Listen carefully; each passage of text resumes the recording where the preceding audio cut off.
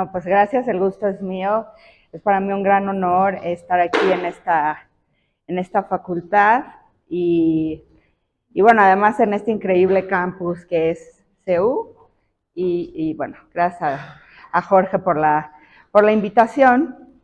Y entonces, y presentarles parte de lo que es mi proyecto postdoctoral, que como mencionó Jorge, son las prácticas del derecho internacional de guerra durante la intervención francesa en México. Y la parte de Benito Juárez es la que realmente forma parte de este proyecto postdoctoral. Y bueno, antes de, digamos, entrar en materia de cómo usó Benito Juárez el lenguaje del derecho internacional y cómo lo usó después el EZLN, me gustaría dar un poco de contexto, el campo de estudio en el cual entra toda esta investigación. Y el campo de estudio es la historia del derecho internacional. Esta es relativamente una rama nueva dentro del derecho internacional que se inicia con la publicación del libro de Martti Koskenniemi en 2004. Él es un jurista de Finlandia que primero estuvo en el servicio diplomático y después de ver cómo, por decirlo así, funciona, opera todo desde adentro, decidió escribir esta obra teórica que se llama The Gentle Civilizer of Nations, el gentil civilizador de naciones. Y en este libro él lo que marca es que el 1870 es el inicio del derecho internacional como profesionalización, y lo que él detecta es cómo el vocablo civilización opera en los juristas de la época para decidir cuándo se aplica el derecho internacional y cuándo no. Y además de que también esto lo describe muy bien en este libro, cómo el derecho internacional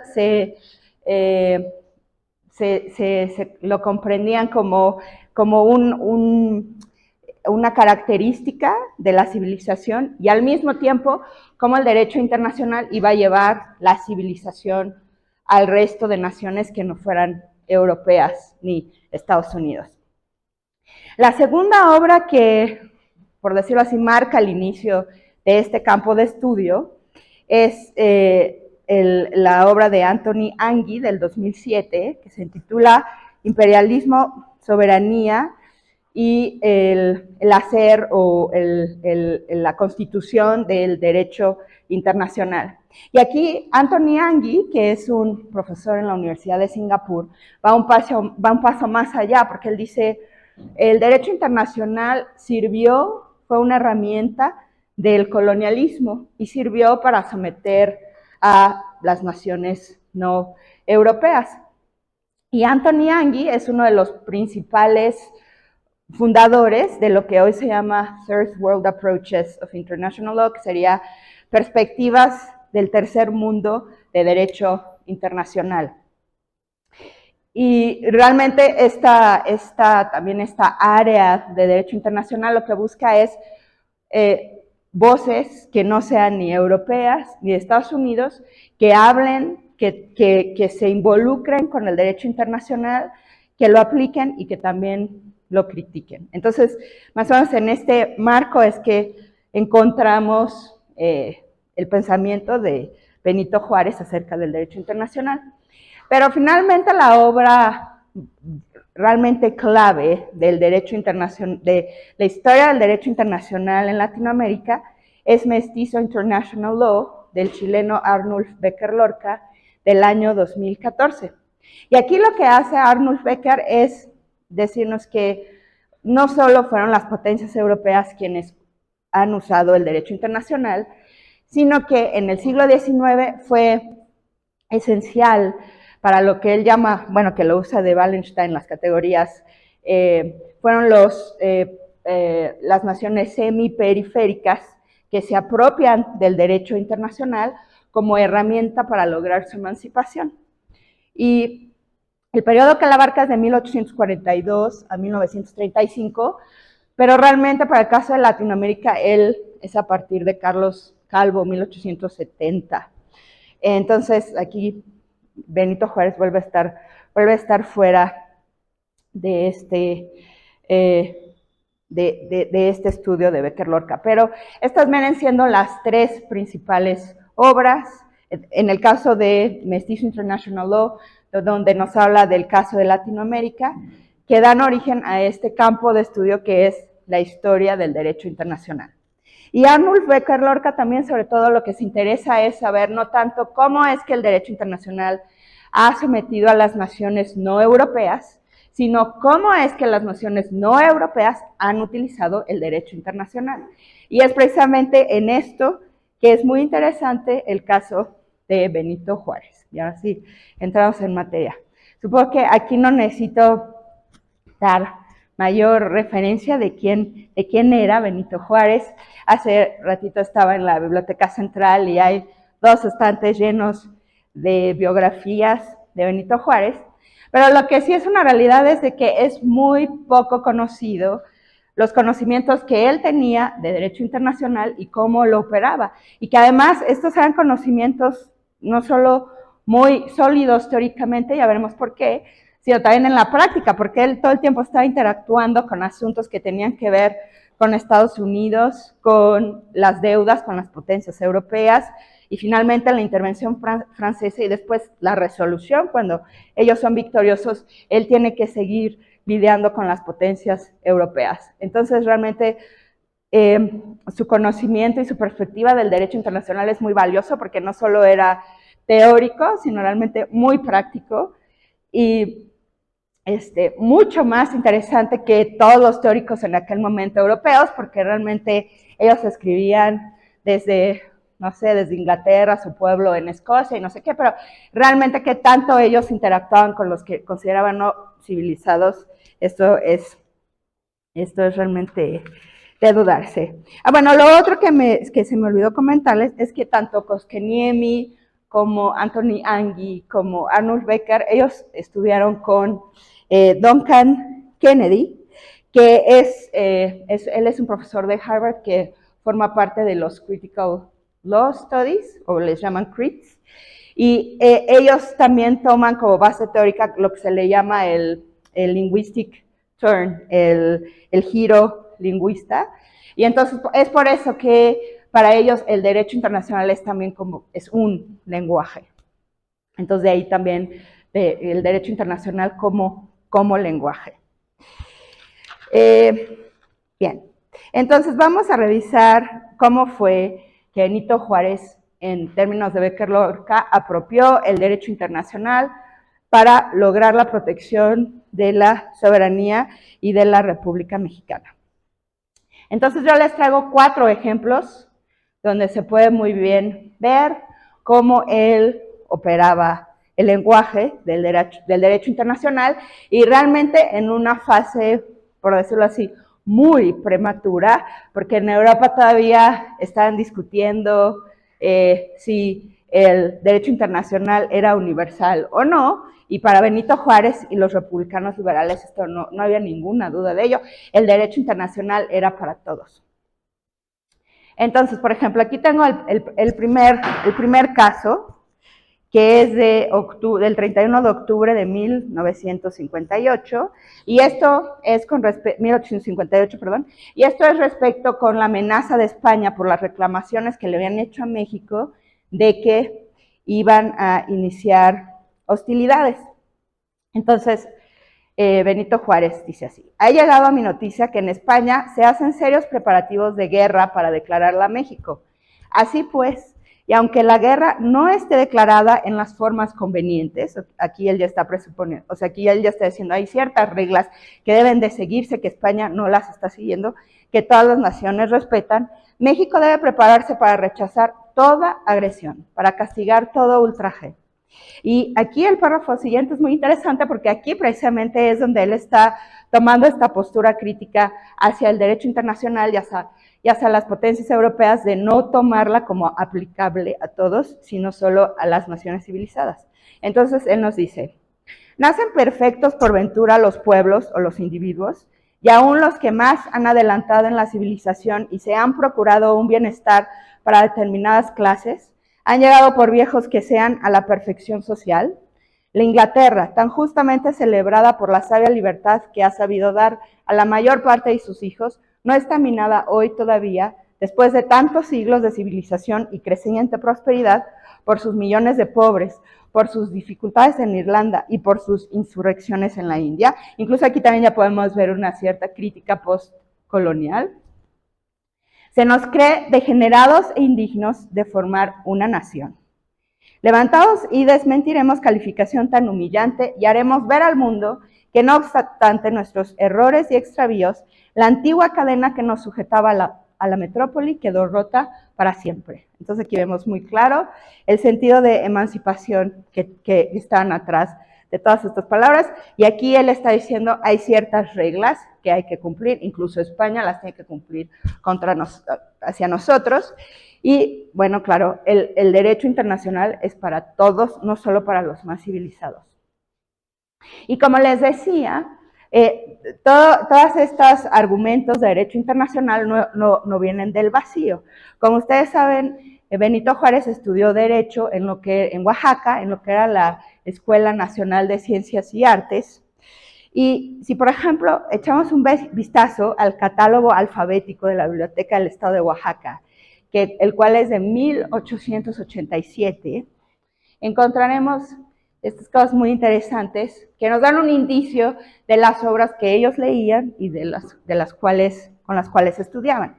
Entonces, por ejemplo, tenemos la de Hugo Grocio, que es la obra fundamental en el derecho internacional y para conducir la guerra, que es de Yuri Belli Pachis, y en Oaxaca está la edición de 1651, la primera edición es de hecho de 1625. Después tenemos Luis Kluber, Derecho Moderno de la Europa.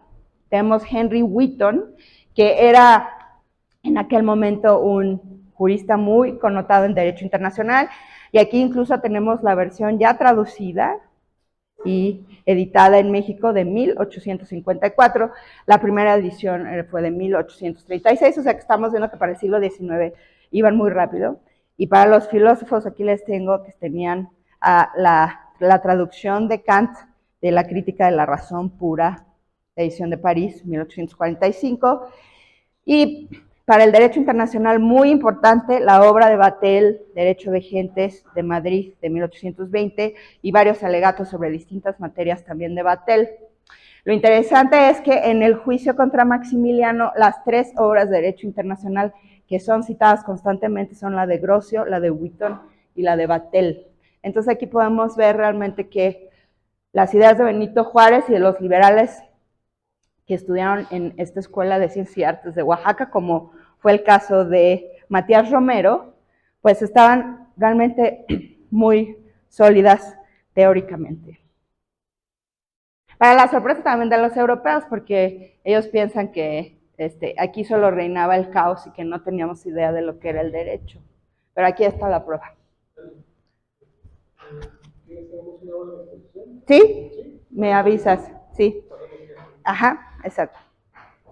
El segundo ejemplo que les tengo es este manifiesto del presidente Juárez llamando a la defensa de la independencia nacional frente a la intervención francesa, y este es de abril 12 de 1862. Nada más les tengo aquí el extracto, que realmente habla mucho de cómo él está operando el derecho internacional y el derecho internacional de guerra. Entonces él dice: una vez rotas las hostilidades, todos los extranjeros pacíficos residentes en el país quedarán bajo el amparo y protección de las leyes, y el gobierno excita a los mexicanos a que dispensen a todos ellos y aún a los mismos franceses la hospitalidad y consideraciones que siempre encontraron en México, seguros que la autoridad obrará con energía contra los que a estas consideraciones correspondan con deslealtad. Esto porque lo está diciendo Benito Juárez, porque era clásico que, y sobre todo durante la guerra civil o la guerra de reforma,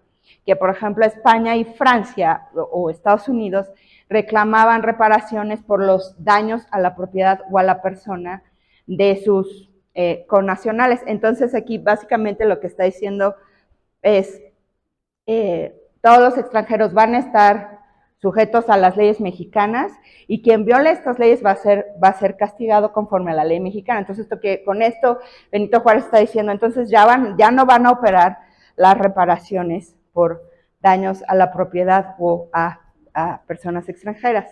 Y esto es lo que es realmente muy interesante, que es, en la guerra se observarán las reglas del derecho de gentes por el ejército y por las autoridades de la República. El derecho de gentes es como entonces se le llamaba el derecho internacional.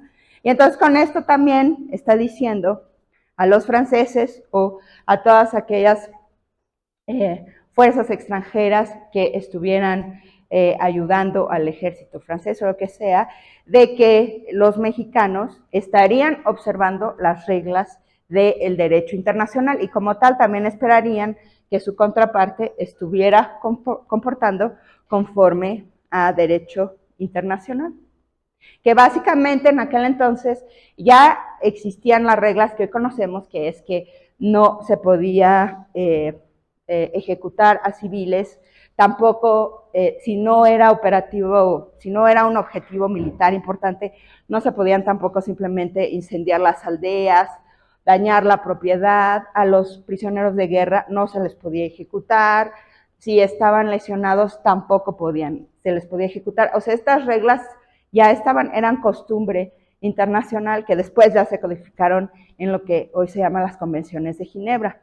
Pero entonces él está diciendo, nosotros vamos a respetar esas normas y exigimos también de ustedes que las respeten frente a nosotros.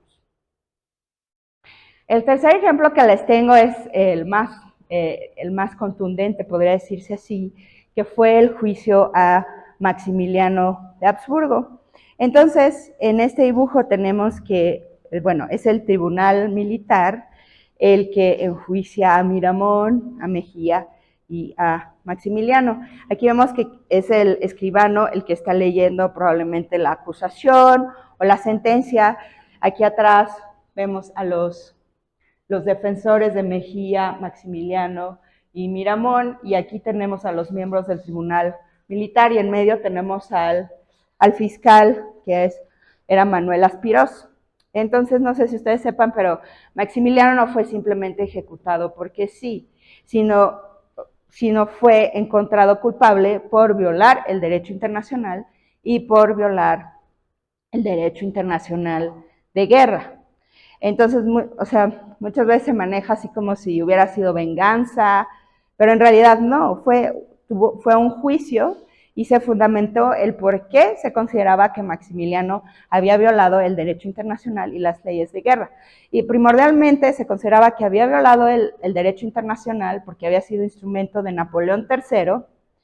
Se habían iniciado hostilidades en México sin declarar formalmente guerra, porque Napoleón III nunca declaró formalmente guerra a la República Mexicana, sino simplemente las tropas francesas empezaron a avanzar, y porque se habían roto los tratados de la Soledad de 1862, en donde Francia, Reino Unido y España habían acordado que iban a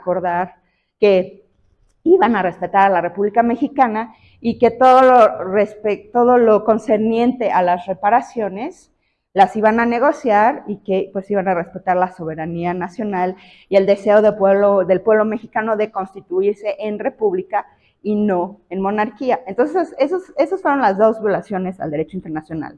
Y las violaciones al derecho internacional de guerra fue que Maximiliano, en 1865, expidió un decreto en donde declaró que todas aquellas fuerzas republicanas que resistieran al ejército imperial iban a ser ejecutadas dentro de 24 horas, y todas aquellas personas que auxiliaran al ejército republicano. Y entonces, en el juicio, invocando a los autores que vimos ahorita, Batel, Grocio y Wheaton, se dijo que, para empezar, el ejército republicano no eran criminales, sino estaban constituidos, era la soberanía popular la que había elegido a ser república, y que por tanto el ejército republicano tenía le garantizaba el derecho internacional rebelarse o defenderse contra la invasión, y como tal, todas las fuerzas republicanas tenían el carácter de beligerantes, y como beligerantes, como les decía yo, hay ciertos derechos. Uno de ellos es de que no los puedes ejecutar si no están tomando parte en las hostilidades, o sea, no los puedes ejecutar nada más por estar ahí parados, y aunque estén sosteniendo un arma, pero si no están en el combate,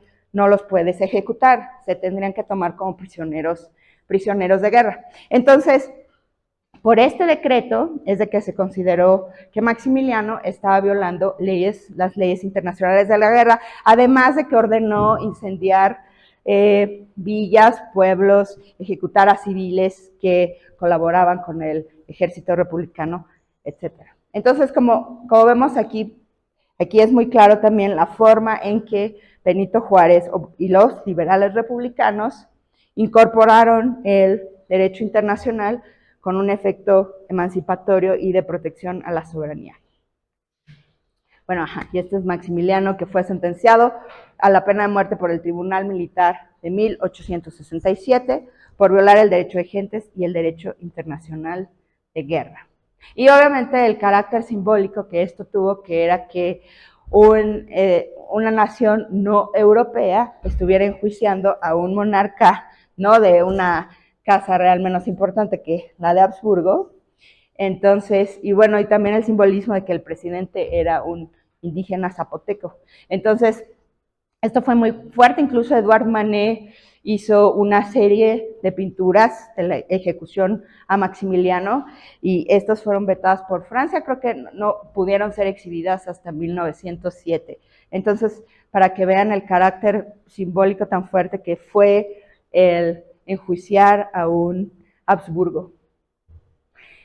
Y bueno, el legado de Juárez también es de que él creía en que la paz se iba a adquirir por medio del derecho, no mediante más guerra, como por ejemplo podría ser la teoría prusiana, sino por medio del derecho, no la paz por medio de la guerra, sino por medio del derecho. Y esto es realmente también muy importante. Y así tenemos que el manifiesto de Benito Juárez, al volver a la capital de la República en julio 15 de 1867, él dice lo que todos los mexicanos conocemos, que el pueblo y el gobierno respeten los derechos de todos, entre los individuos como entre las naciones. El respeto al derecho ajeno es la paz.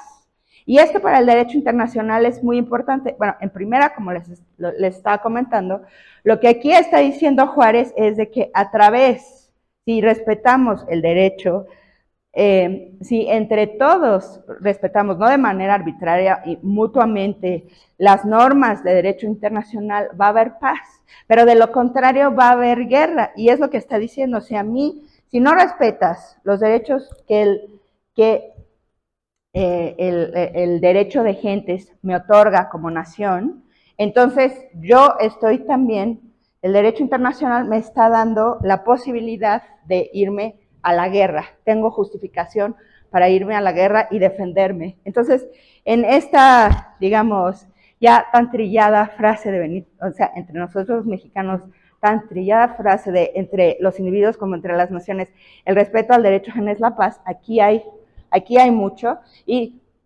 ustedes como filósofos también podrán decirme pues que a lo mejor Juárez era un kantiano 100%, pero la verdad, y ahora que estoy en la Facultad de Filosofía, me gustaría saber si es posible que Juárez, por su propia experiencia y etcétera, haya llegado a esta conclusión, o leyó a Kant y dijo, ok, logremos la paz a través del derecho. Pero esto sería realmente muy importante.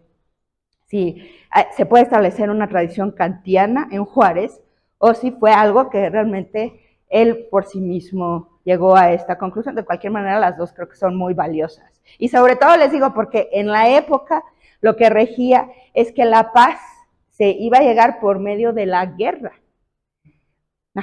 Y esto es clave en el pensamiento de Juárez. La paz se llega a ella por medio del derecho. Bueno, entonces, ya que Maximiliano fue ejecutado, obviamente fue muy criticado por la prensa europea y por las casas reinantes. Y entonces, como respuesta, Benito Juárez escribe lo que él intituló el Manifiesto Justificativo de los Castigos Nacionales en Querétaro. Él lo publicó en 1867, pero esta ya es su tercera edición, la que yo encontré. Y aquí lo interesante es un escrito muy largo, pero es muy interesante porque da argumento por argumento de por qué el derecho, o sea, no era, para nada era un salvajismo el enjuiciar a Maximiliano por violar el derecho internacional, sino que él explica paso por paso por qué el derecho internacional le otorgaba a la nación mexicana el derecho de defenderse y de incorporar el derecho internacional a través del derecho penal militar y que Maximiliano fuera responsable individualmente por estas violaciones al derecho internacional, que esto también fue un avance de prácticamente 100 años, porque fue hasta después de los juicios de Nuremberg que los europeos se pusieron de acuerdo y dijeron, ok, violaciones al derecho internacional también son responsables los individuos y no solo los estados, porque y bueno, a mediados del siglo XIX lo que regía es de que bueno, para empezar apenas, como decía Koskiniemi, en 1870 apenas empezaba la profesionalización del derecho internacional, pero digámoslo así, siglo XX, lo que regía era de que violaciones al derecho internacional, los responsables eran los estados y no los individuos, porque los individuos lo que hacían era nada más seguir órdenes del Estado. Pero claro, como los republicanos mexicanos eran realmente liberales puros, como se les dice. Entonces, para ellos esto no es congruente. Lo congruente es cada individuo tiene una agencia y tiene una posibilidad de decir que sí, y por tanto, un individuo es responsable por los actos que hace. Y es así que, por violaciones al derecho internacional, es que, por ejemplo, Maximiliano es responsable individualmente. Entonces, en este manifiesto, como yo les decía, Benito Juárez justifica de una manera muy clara e incluso también con una crítica hacia las potencias europeas de la aplicación arbitraria del derecho internacional. Y lo que es muy interesante, y aquí volviendo al tema principal de esta plática, que es el lenguaje, como él también, digamos que se pone muy creativo y crea neologismos, como por ejemplo es el término de nacioncidio.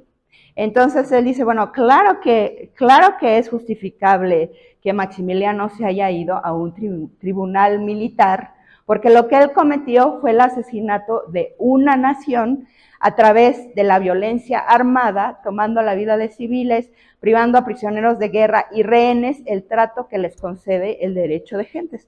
Ha sido claro, lo dice Benito Juárez. Y Benito Juárez también dice que el derecho de las naciones era un derecho para todos, independiente de su grado de civilización.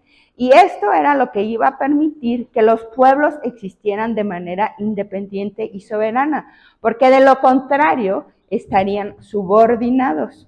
Y es una crítica también directa a la aplicación arbitraria del derecho internacional, porque dice, ok, si las potencias europeas, que son las que dicen que el derecho internacional es un elemento, es una característica de la civilización, es algo que nos va a traer la civilización de todos, pero al mismo tiempo, con su aplicación arbitraria, están impidiendo que una nación ejerza sus derechos. Entonces, ¿qué va a pasar con el derecho a las naciones? Se va a quedar sin objeto, porque no van a haber naciones libres y soberanas, sino solo sometidas. Entonces, la crítica que él lanza en este manifiesto es realmente muy premonitoria o profética, porque está diciendo el derecho internacional se va a quedar sin objeto, porque no vamos a estar hablando de naciones libres, sino de naciones subordinadas.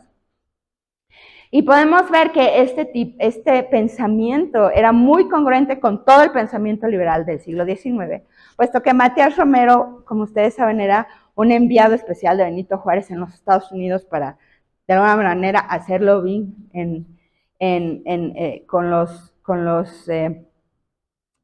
con los americanos por la República Mexicana, y entonces cuando vencen los republicanos, los demócratas americanos dan un banquete de honor en Nueva York a Matías Romero.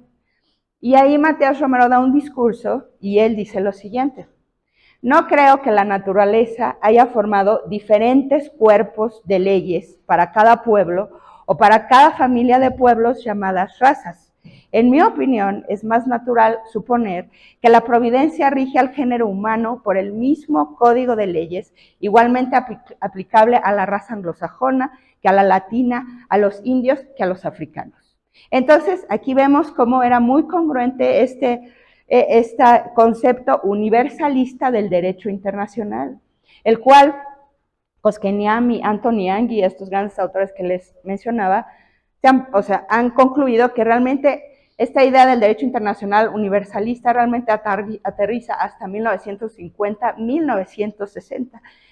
Benito Juárez, Matías Romero lo están diciendo a la mitad del siglo XIX. Entonces, realmente estaban muy por delante del pensamiento europeo en cuanto a derecho internacional.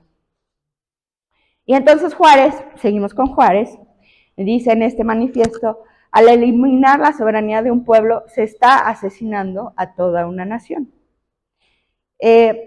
Entonces, y sigue argumentando que el castigo a Maximiliano es de acuerdo al derecho de gentes. Juárez cuestiona el doble estándar de las potencias europeas y él dice así: se dicen indignadas las potencias europeas por la muerte de un monarca, pero no se opusieron a la intervención que era contraria al principio de soberanía, igualdad de las naciones e integridad territorial. Y finalmente, él concluye, como para darle gusto a las potencias europeas, México debía privarse de todo derecho de gentes por salvar a un príncipe. Entonces aquí pone completamente en tela de juicio la forma en cómo las potencias europeas estaban proclamando aplicar el derecho internacional. Y como les decía, estas son críticas realmente muy concretas y muy avanzadas en el tiempo en el que estamos hablando. Y lo interesante aquí, desde por ejemplo lo que yo les decía que son los Third World Approaches to International Law o perspectivas de tercer mundo al derecho internacional, es que aquí no se está tratando de cómo Francia sometió a México, sino de cómo una nación no europea está criticando directamente al derecho internacional y por medio del derecho internacional está argumentando.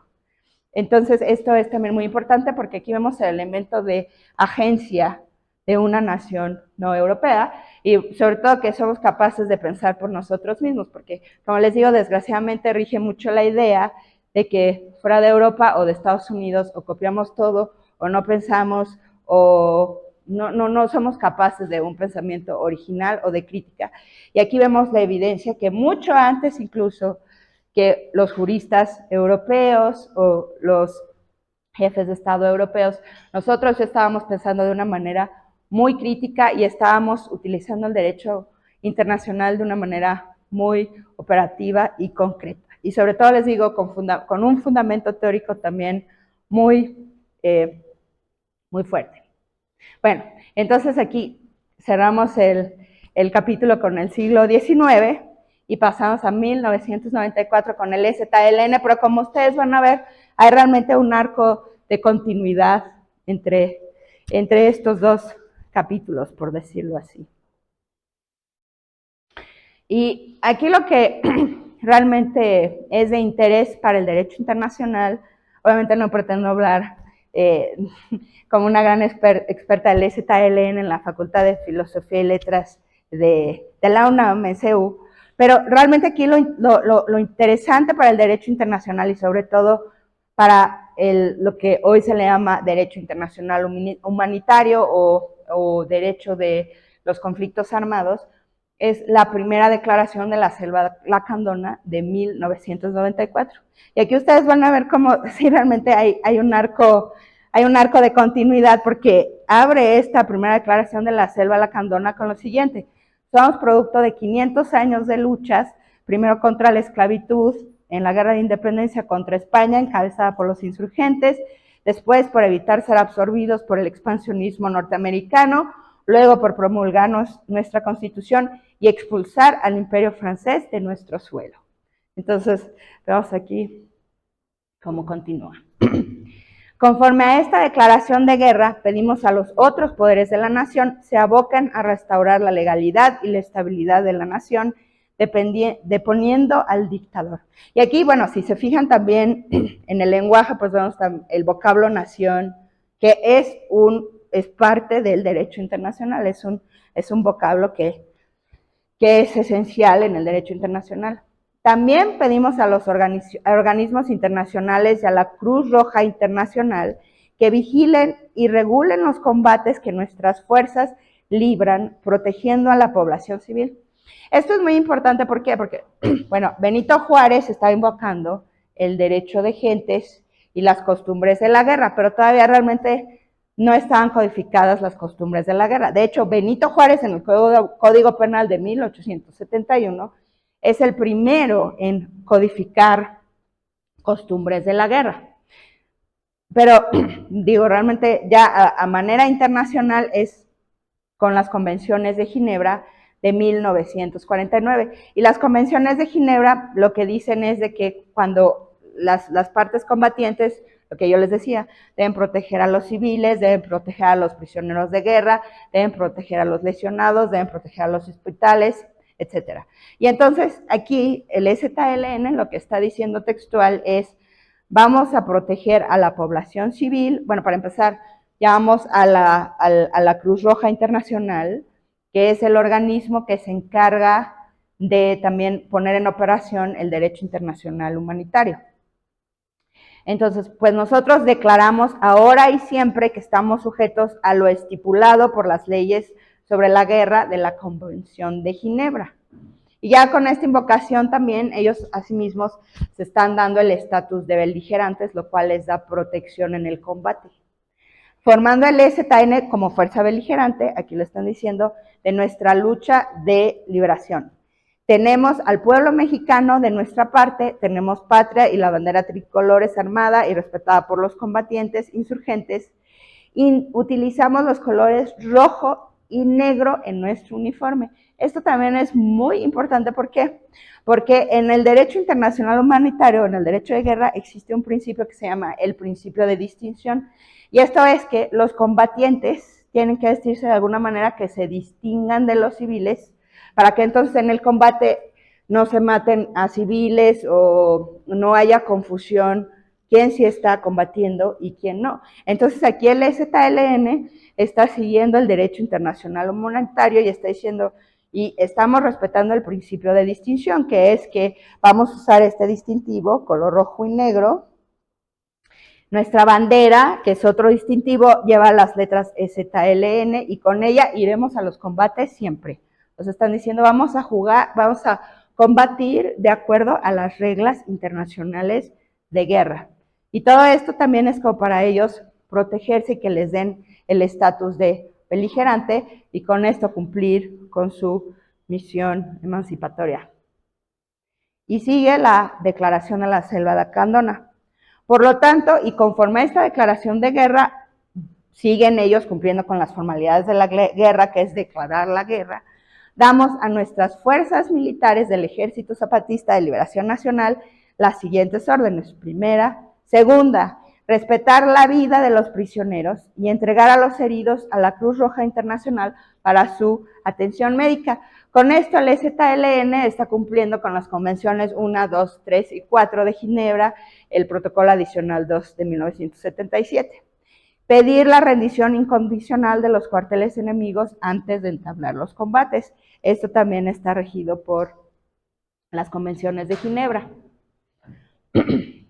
Y finalmente, y con esto cierra la declaración de la Selva Lacandona, que también a lo mejor se puede encontrar un eco de lo que escuchamos al principio con Benito Juárez. Pueblo de México, nosotros, hombres y mujeres íntegros y libres, estamos conscientes de que la guerra que declaramos es una medida última pero justa. Los dictadores están aplicando una guerra genocida no declarada contra nuestros pueblos desde hace muchos años, por lo que pedimos tu participación decidida apoyando este plan del pueblo mexicano, lucha por trabajo, tierra, techo, alimentación, salud, educación, independencia, libertad, democracia, justicia y paz. Declaremos que no dejaremos de hablar hasta lograr el cumplimiento de estas demandas básicas de nuestro pueblo, formando un gobierno de nuestro país libre y democrático. Entonces, lo que estamos viendo aquí es cómo ellos están igualmente usando el lenguaje del derecho internacional para usarlo como plataforma también para sus demandas y lograr una protección concreta que es la de combatientes o beligerantes.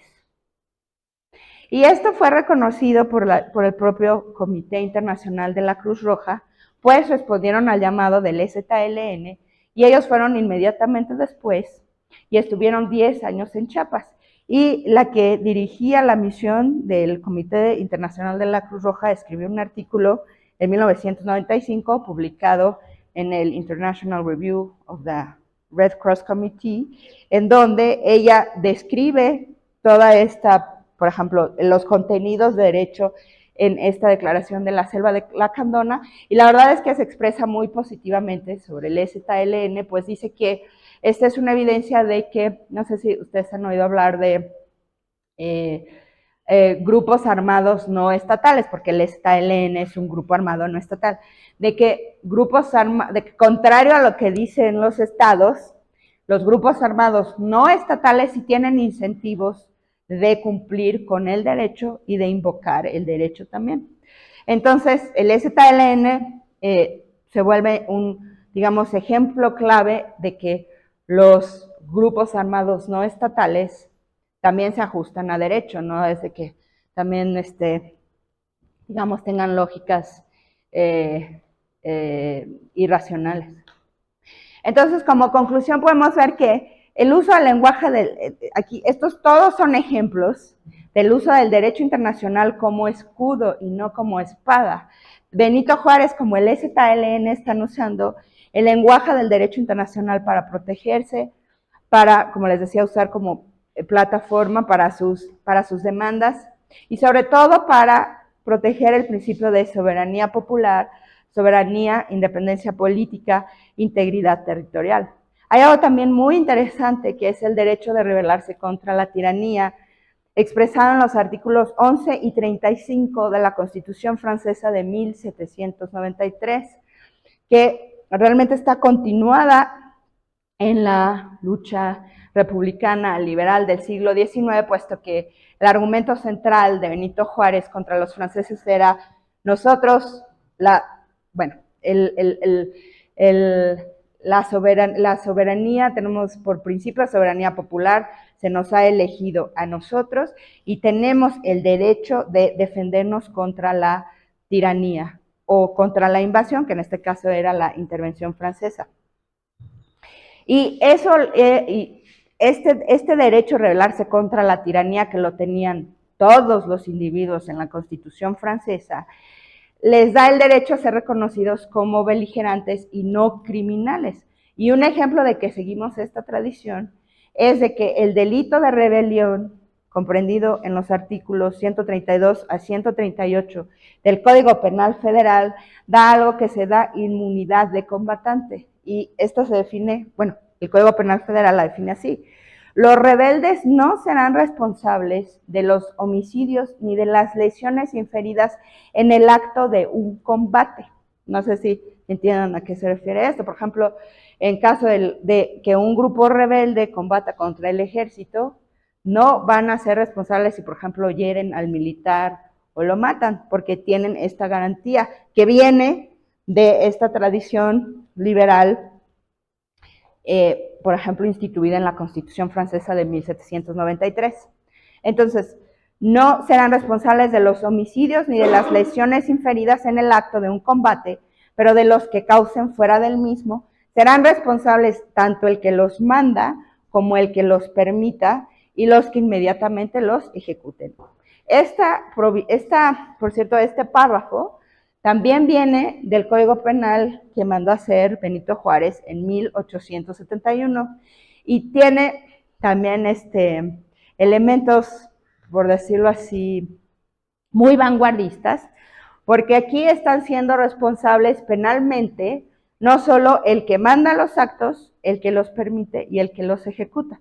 Entonces, por ejemplo, volvemos a los juicios de Nuremberg, una defensa de los soldados era de que yo no soy penalmente responsable porque me mandaron a hacerlo. Entonces tengo la defensa de respetar la orden del superior. Y aquí, en este párrafo, ya desde 1871 están diciendo no, van a ser responsables el que lo mande, el que obedezca o el que lo permita. Entonces aquí podemos ver muchos elementos muy interesantes de un gran avance a comparación de lo que se estaba pensando en Europa. Y con esto acabo y estoy muy contenta de saber sus comentarios, preguntas. Gracias.